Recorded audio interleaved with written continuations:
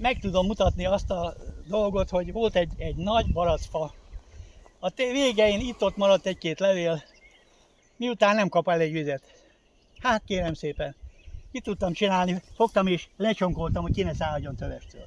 Kihajtottak az új vesztők, és az új vesztő már kisebb felületet képes ellátni vízzel, és tessék megnézni, mennyi barack van rajta. A kis fán tele van barack, és se nem száradt el, és semmi módon. Szuper. Használtam egy másik megoldást, az eperfát. Az eperfának olyan természete van, hogy általában egy combvastagságú eperfa 10 méter átmérő körben beszövi a felső rétegét a talajnak. Ezáltal egy hízszivattyúnak lehet nevezni.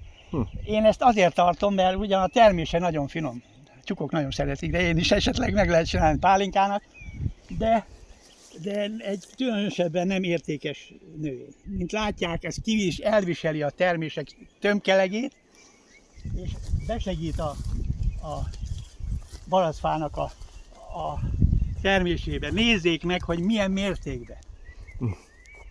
Hihetetlen mértékben. Brutál.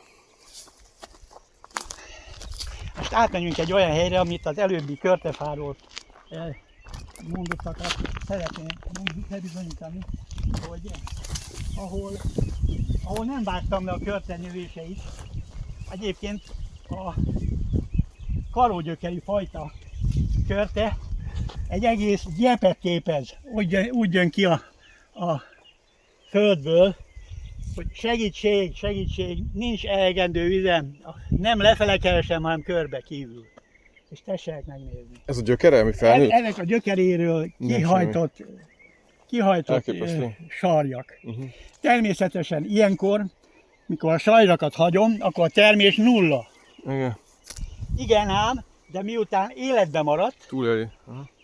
Jövőre, egy év múlva, ez erősen visszavágva, ugye, egy megnövekedett gyökérfelülettel terméshez tudok jutni.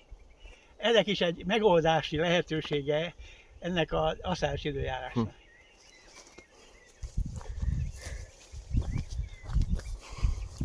Bár hihetetlen, hogy kalógyökerű fa oly mértékben mutálódjon, hogy a felszínen hordja a gyökereit. Általában a szilvára jellemző, meg a cseresznyére.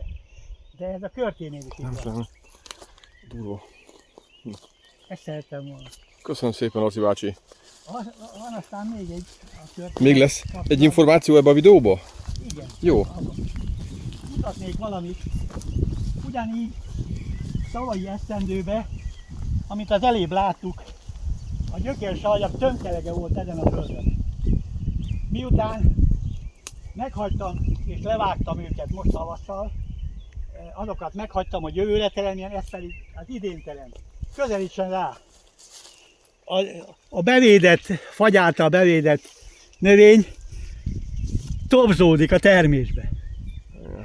Ugyanis ez a fa, amelyik combvastagságú kb. Olyan vastag, mint az, egyetlen egy alsó gyökerrel nem rendelkezik, mind szépen, gondosan kiszedtem belőle. Először levágtam a tetejét, utána felkapáltam írtókapával.